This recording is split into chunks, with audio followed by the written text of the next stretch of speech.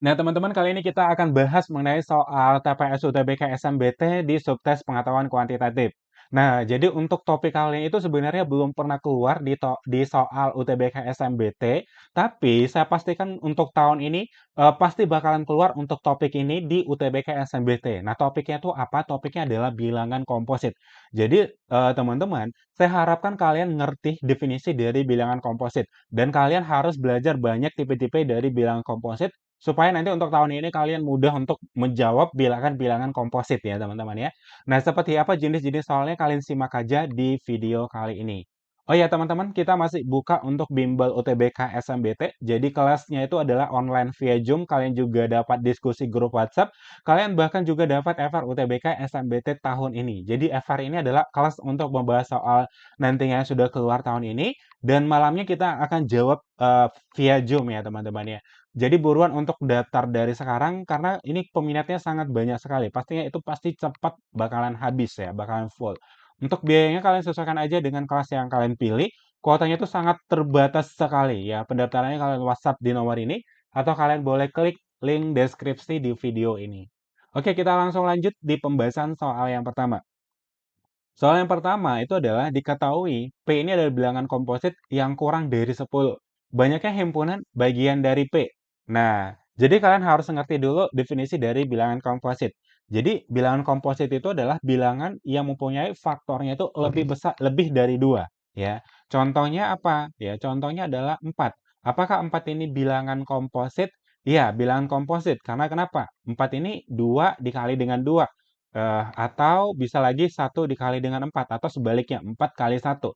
Nah, berarti di sini faktornya itu ada 1, terus 2, terus ada berapa? Ada 4. Ya, berarti di sini faktornya itu sudah lebih dari 2. Nah, artinya ini adalah bilangan komposit karena bilangan komposit itu mempunyai faktor lebih besar dari 2. Nah, contoh lagi adalah 6. Apakah 6 bilangan komposit? Nah, kita buktikan 6 itu adalah perkalian 2 kali 3 atau sebaliknya. Terus 1 dikali dengan 6 atau sebaliknya. Nah, habis ya, nggak ada lagi yang lain ya. Berarti faktornya itu adalah 1, 2, 3, dan 6. Ya, berarti sudah lebih besar dari 2. Nah, berarti ini adalah bilangan komposit. Nah, kalau bukan bilangan komposit kayak gimana? Nah, contohnya adalah 3. Nah, coba kita lihat 3 ini kan 1 dikali dengan 3 atau sebaliknya. Jadi faktornya itu adalah 1 dan 3. Nah, artinya faktornya itu kan cuma ada 2 ya. Nah, artinya ini bukan bilangan komposit. Karena kalau bilangan komposit dia lebih besar dari 2. Ya, berarti ini bilangan apa? Ini bilangan prima ya. Nah, kalau kayak gitu kita analisa soal ini. Bilangan komposit yang kurang dari 10, 1 enggak, terus 2 juga enggak, 3 enggak, terus 4 ya, 4 bilangan komposit, terus 6 komposit ya, 5 enggak ya, terus 7 bukan bilangan komposit, 8 ya, terus 9 juga iya. Nah, nah, dikatakan itu adalah banyaknya himpunan bagian kan. Nah, untuk rumus himpunan bagian itu kan rumusnya adalah 2 pangkat N. Nah, N ini adalah himpunannya. Ini berapa banyak ya anggotanya? 1, 2, 3, 4.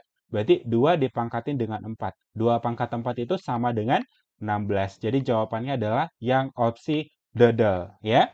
Nangkap ya teman-teman ya untuk bilangan komposit definisinya apa. Oke.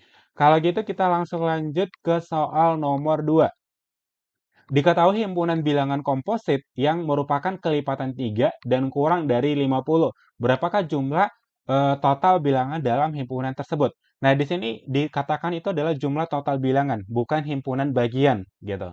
Nah, jadi ini kalian hanya cari berapa banyak himpunan-himpunan atau anggota-anggotanya, ya. Nah, jadi itu kan kelipatan 3 yang kurang dari 50. Kalian sudah pasti bakalan tahu kalau 3 sampai dengan 30 ini artinya 3, 6, 9, dan seterusnya sampai 30, itu ada berapa banyak himpunannya? Ada 10 kan, gitu. Nah, terus coba ini kalian jumlahkan lagi sampai 50 gitu ya. Berarti 30 tambah 3 berarti 33, terus tambah 3 lagi 30 berapa? 36, terus 39 ya, terus 42, terus 45, terus 48, terus ini udah 51. Kita kan di bawah 50 ya. Ini ada berapa banyak himpunannya? Ada 1, 2, 3, 4, 5, 6. Ada 6. Nah, Jadi 10 tambah 6, 16. Tapi teman-teman, jangan cepat-cepat dulu kalian jawab himpunannya itu ada 16. Kalian analisa dulu di semua himpunannya ini, apakah semuanya itu memenuhi bilangan komposit gitu. Nah, ternyata kalau dianalisa bilangan 3 ini bukan bilangan komposit. Nah, kalau 6 itu bilangan komposit ya dan seterusnya ya. Karena faktor-faktornya itu sudah lebih dari 2. Nah, jadi ini kita kurang 1, berarti 9. 9 tambah 6 itu sama dengan 15. Jadi jawabannya adalah dodol ya. Nah, kalau gitu kita langsung lanjut ke pembahasan soal nomor 3. Nah, nomor 3, berapakah jumlah bilangan komposit yang memiliki dua digit yang sama dan kurang dari 100? Nah, dikatakan adalah bilangan komposit ya, yang digit yang sama. Artinya adalah digitnya kembar. Nah, kurang dari 100 ya. Berarti 11, terus 22, terus 33, terus 44, terus 55, terus 66, terus 77, terus 88, terus 99. Nah, kalau kita lihat ini ada 9 bagian. Nah, tapi jangan buru-buru dulu dijawab itu 9. Kalian analisa dulu soalnya apakah itu bilangan komposit nggak? Ternyata 11 ini bukan bilangan komposit ya teman-teman ya. Karena ini adalah bilangan prima. Jadi ini kita eliminasi. Dan sementara yang ini semua itu bilangan komposit. Kayak contohnya, mungkin kalian ragu nih 77 ini bilangan komposit atau bukan. Nah, jadi kalau 77 ini ternyata bilangan komposit. Karena 77 ini berapa kali berapa teman-teman? Berarti 7 dikali dengan 11 ya, 77. Atau bisa 1 kali 77 ya. Jadi sudah 4 ya. Jadi udah lebih besar dari 2. Jadi itu dikatakan adalah bilangan komposit. Jadi berapa banyak himpunannya? Ada sebanyak 1, 2, 3, 4, 5, 6, 7, 8. Ada sebanyak 8 bagian. Ya. Nah, kalau gitu kita langsung lanjut ke soal nomor 4. Nah, soal nomor 4, jika n-nya itu lebih besar dari 4 merupakan bilangan komposit, maka pernyataan berikut yang benar, gitu.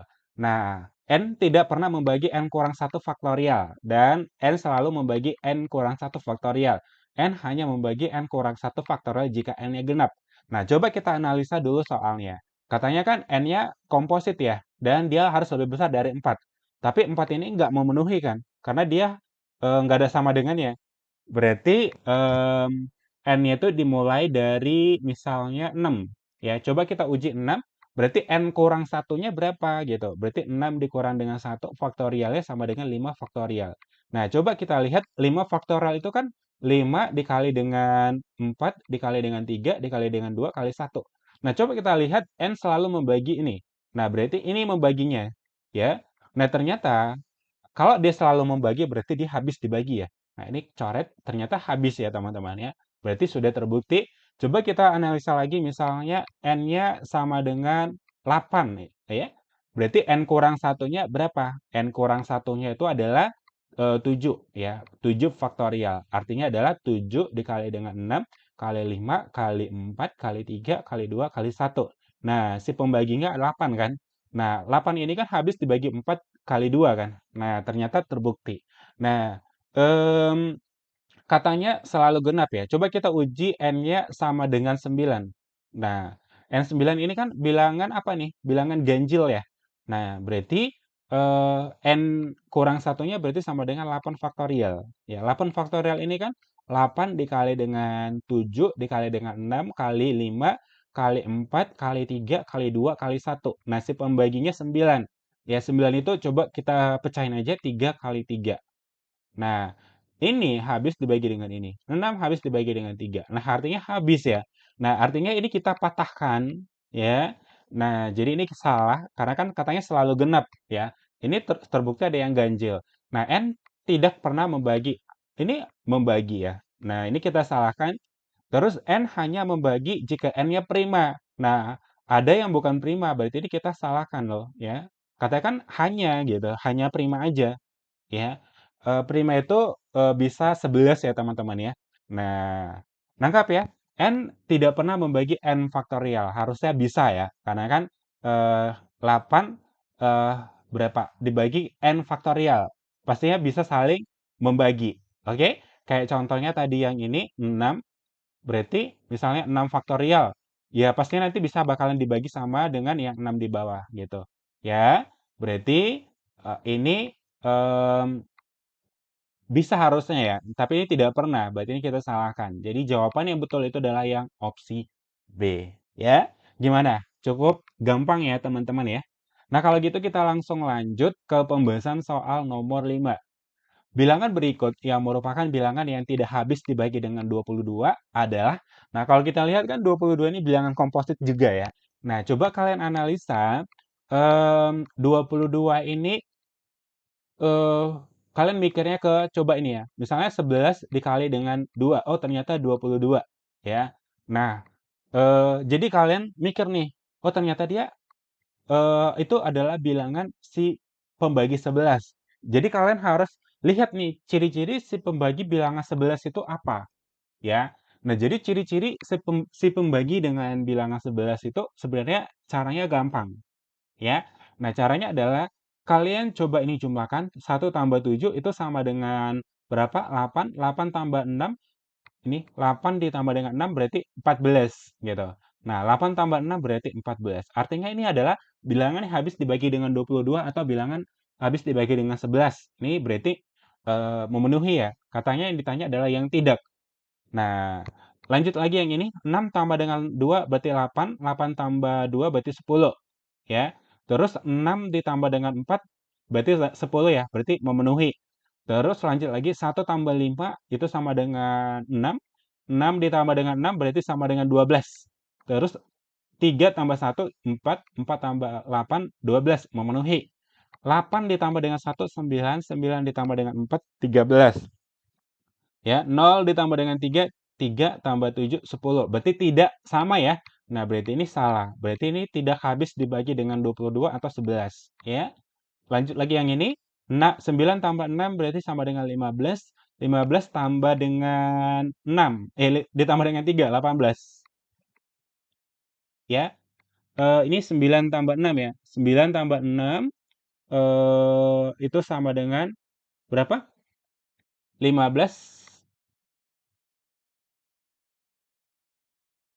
Nah, jadi ini kan 9 tambah 6 15 ya. Tambah ini berarti 18. Sementara kalau 5 tambah 2 itu sama dengan 7 tambah 0 itu 7.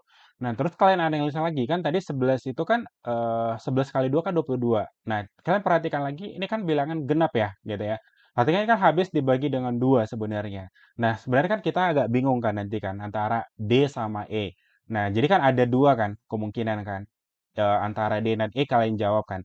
Nah, karena yang E ini teman-teman itu tidak bisa kita buat dengan yang seperti ini ya. Tapi kalian analisa lagi soalnya pastinya yang ini itu habis karena kenapa? Karena dia bilangan genap habis tuh dibagi dengan 2 ya. Jadi sebenarnya 956 230 ini itu habis dibagi dengan 22 ya. Gitu aja sebenarnya untuk menganalisanya. Kalau misalnya kalian plan antara dua, ya, ini kan hanya dua aja yang kalian bingungkan gitu.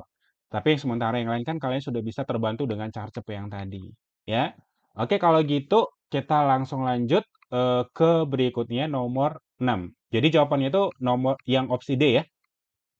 Nomor 6, dua dadu dilempar undi bersama satu kali. Ya, peluang muncul mata dadu bilangan komposit atau bilangan yang memiliki faktor lebih dari 2 pada dadu pertama dan mata dadu kurang dari 4 pada dadu kedua. Ya.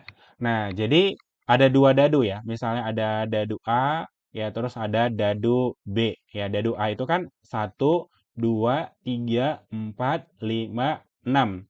B-nya 1, 2, 3, 4, 5, 6. Pastinya nanti kalau peluang itu kan PA itu sama dengan NA per NS kan. Ya. NS itu kan kita sudah tahu bahwa ini 36 nanti semestanya ya. Nah, berarti ini 36. Nah, di sini kita cuma cari tahu NA-nya berapa gitu. NA-nya itu adalah berapa banyak yang sesuai yang dia dia minta. Yaitu kalau misalnya si A-nya itu bilangan komposit, ya, dan si B-nya itu adalah kurang dari 4 gitu. Nah, jadi kalau kita lihat bilangan komposit misalnya si A-nya ini bilangan komposit lah kita bilang, ini komposit. Nah, nah berarti kalau komposit di sini yang memenuhi siapa? 4 dan 6. Dan si B-nya kita ambil yang kurang dari 4. Yang kurang dari 4, 1, 2, 3 kan. Yang lainnya nggak memenuhi. Nah, jadi coba kayak gini aja langsung buat ya. Oke. Nah, satu. Nah, jadi di sini teman-teman, ini kan satu ya, dua, tiga, empat, lima, enam. Berarti sudah ada enam gitu himpunan ya yang memenuhi dari mereka berdua. Nah, jadi di sini adalah enam. Berarti enam dibagi dengan 36 sama-sama bagi enam. Berarti satu per enam. Jadi jawabannya adalah yang opsi A.